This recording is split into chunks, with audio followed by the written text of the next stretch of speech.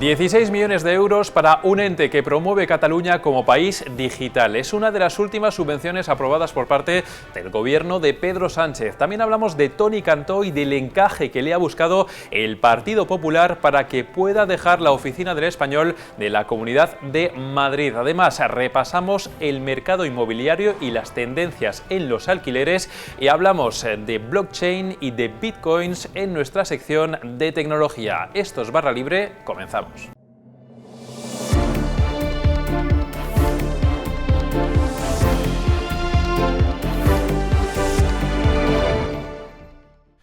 Lo comentábamos en portada, es una de las últimas subvenciones aprobadas por parte del gobierno de Pedro Sánchez. Son 16 millones de euros para un ente, una entidad que promueve Cataluña como país digital. Queremos hablar de este asunto con el redactor jefe de Economía, con Juan Delgado. ¿Qué tal? ¿Qué tal? A ver, leemos esta información en Voz Populi justo unos días después de la aprobación de los presupuestos generales del Estado, en los que precisamente el Gobierno ha compensado por sus apoyos a partidos nacionalistas, independentistas, como por ejemplo a Esquerra Republicana. Así es, no sabemos si esto tendrá o no que ver con lo primero y con los presupuestos.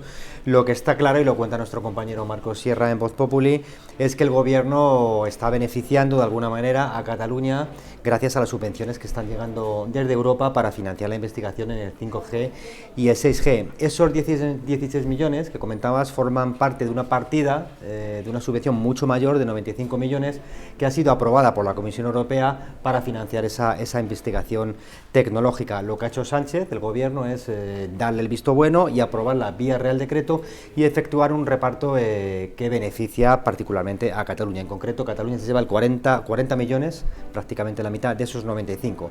La partida de los 16 millones está englobada dentro de esos 40 y van a parar a una fundación, a una especie de empresa pública que está controlada absolutamente por la Generalitat. Sorprende mucho que en la propia web de la fundación, de entrada, se esté promoviendo Cataluña como un país digital, lo dicen así, entrecomillado. Y te aporto un dato también muy sorprendente, y es que el negocio de esta empresa floreció, avanzó un 45% en los meses más duros del proceso independentista, mientras que había otras empresas que estaban saliendo de Cataluña, y mientras aquel terremoto que propició el referéndum del 1, causaba un desgaste tremendo a la economía. Bueno, pues ahí están los datos, ya lo ven, es cuanto menos como para levantar ciertas suspicacias. Esa es la información que hoy contamos en Voz Populi. Muchas gracias, Juan Delgado, redactor jefe de Economía. Gracias a vosotros. Si hablamos del director de la Oficina del Español de la Comunidad de Madrid, igual no caen directamente en la persona a la que nos referimos, pero si les decimos Toni Cantó, ahí seguro que sí que lo sitúan. Jesús Ortega, ¿qué tal? ¿Cómo estás? Hola, ¿qué tal? A ver, Jesús, estás contando en Voz Populi que a Toni Cantó, después de este cargo un poco extraño, de ese encaje que le han dado en el equipo de Isabel Díaz Ayuso, que por cierto le aceptó un poco a regañadientes, ahora el Partido Popular sí que le busca, digamos, un destino en condiciones. Efectivamente, al final este puesto de director de la Oficina del Español es un puesto que no satisface a ninguna de las tres partes, por decirlo así, lo has comentado tú. Isabel Díaz Ayuso creó este puesto para él un poco presionada por Génova, que le impuso este fichaje. Toni Cantó, cuando él fichó por el Partido Popular, tenía unas expectativas más elevadas, y Génova, incluso nosotros ya contamos en su día, que consideraba casi una humillación el puesto que le había dado Isabel Díaz Ayuso dentro de la Comunidad de Madrid. Entonces, bueno, pues desde la Dirección Nacional del Partido están viendo posibles soluciones a este problema y se han fijado en una de las reivindicaciones que hizo Toni Cantó en su día cuando fichó por el Partido Popular, que es ser cabeza de lista por la circunscripción de Valencia para las elecciones generales de 2023. Es verdad que habría que esperar un par de años, pero es la salida que se contempla ahora en Génova. O sea, esa es la salida que se contempla para él. Tú me estás hablando de esas peticiones, exigencias que hizo Toni Cantó cuando dio el salto de, en este caso, de Ciudadanos al Partido Popular, que ha dado muchos saltos y ya nos perdemos un poco. En este salto, ¿cuáles fueron sus peticiones a la hora de encajar en el partido? Porque una de ellas es esta de encabezar la candidatura en las elecciones generales por la Comunidad de Valencia, pero hubo otras. Claro, sí, estas conversaciones se produjeron además después de la famosa moción de censura en Murcia y antes de que se confirmara el fichaje, ¿no? Entonces, en esas conversaciones, claro, iba a fichar por el PP de la Comunidad de Madrid, justo antes de las elecciones. Entonces, es verdad que él, a nivel Comunidad de Madrid, pidió en un primer momento ser número 2 Isabel Díaz Ayuso o entrar en el gobierno de Ayuso. Como ya se contó en su día, Ayuso se negó tajantemente a estas dos condiciones. Ella dijo además que en su nuevo gobierno iban a estar los consejeros en la anterior legislatura, que es lo que cumplió, y al final Toni Cantó fue de número 5 y encima luego además tuvo que abandonar ese puesto porque por la ley electoral no podía participar en las elecciones al no estar censado en Madrid. Y luego a nivel Comunidad Valenciana también puso un par de peticiones que era ser candidato de la Generalitat o ser candidato del Ayuntamiento. ¿Qué pasa? Que esos puestos ya están, digamos, designados por Génova. A la Generalitat de Valencia va a ser Mazón, que es además de la máxima confianza de Teodoro García Egea, Carlos Mazón, recientemente elegido. Y para la alcaldía la elegida es María José Catalá, que también además está designada. Por tanto, son dos puestos que estaban, digamos, elegidos, y Toni Cantó pues va a tener que conformarse con ser cabeza de lista por Valencia a las generales. Oye, por cierto, estoy así pensando un poquito a bote pronto, un análisis rápido. Hablamos de esa imposición, entre comillas, que hizo Pablo Casado a Isabel Díaz Ayuso, ella no fue nada receptiva. Hablamos de ese capítulo que era, digamos, antes de todas estas enormes tensiones que estamos viendo ahora dentro del Partido Popular, ¿no? No sé si fue igual así, te pregunto un poco a bote pronto, no sé si incluso uno de los ingredientes o no sé si detonadores ya venía de antes, pero bueno, es verdad que analizándolo así un poquito resulta cuanto menos llamativo, ¿no? Bueno, realmente sí que fue uno de los primeros detonantes, además, primera señal pública de que quizá la relación entre Génova y Sol no era todo lo buena que nos querían hacer ver, ¿no?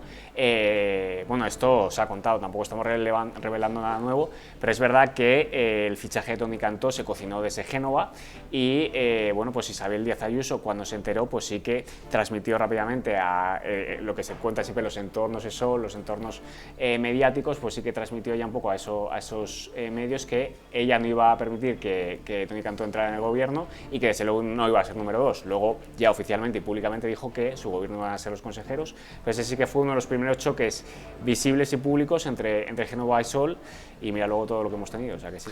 Todo lo que hemos tenido y luego también toda la polémica que suscitó la oficina del Español que se le puso a Toni Cantó, en fin, que eso es otra polémica aparte de la que también podríamos...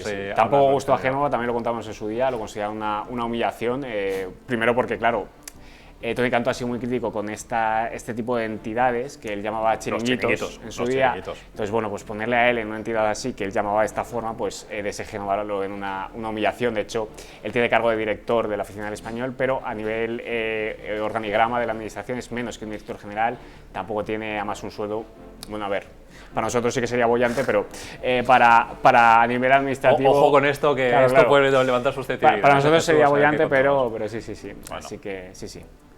Bueno, pues ya lo ven, este sería el futuro destino de Toni Cantó, uno de esos ingredientes de las polémicas tensiones que ya duran mucho tiempo entre Isabel Díaz Ayuso y Pablo Casado. Jesús Ortega, muchas gracias por la información. Muchas gracias.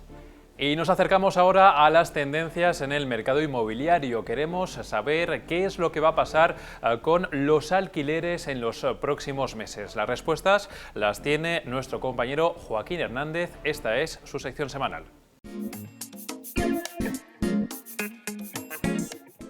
Una de las pocas cosas saludables, o por lo menos no tan negativas, que ha dejado la pandemia es un descenso en el precio del alquiler. Y es que, como vemos en estos datos, gracias a la pandemia, por diferentes cuestiones derivadas de ella, al final la oferta de pisos en alquiler subió más de un 50%, lo que ha venido acompañado de un descenso natural de los precios. Un descenso del 6,7% que, reflejado en precios constantes, es equivalente a unos 68 euros de media de descenso al mes. Una bajada que, sin embargo, ahora se está viendo contrastada por la inflación. La inflación está teniendo ya un impacto de hasta 38 euros mensuales al alza, evidentemente, en el precio de los alquileres. A pesar del incremento de la oferta en los pisos de alquiler que provocó la pandemia, lo cierto es que el mercado está todavía muy lejos de cubrir la necesidad de demanda asequible que hay. Y es que la oferta de pisos que hay ahora en el mercado es de 1,9 pisos por cada 1.000 habitantes. Esto es unos 100.000 pisos en todo el mercado, cuando harían falta más de 1 millón para que los precios supongan menos del 40% de los ingresos de los potenciales inquilinos.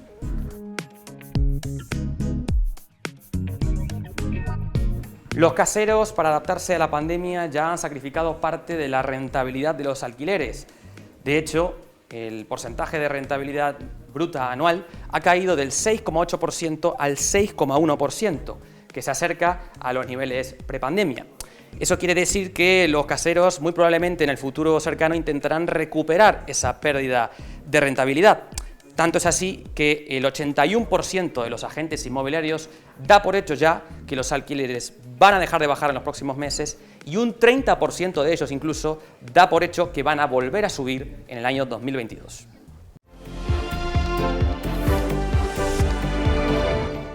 Blockchain, bitcoins, ¿de qué estamos hablando? Las respuestas las tiene nuestro compañero experto en tecnología, Marcos Sierra.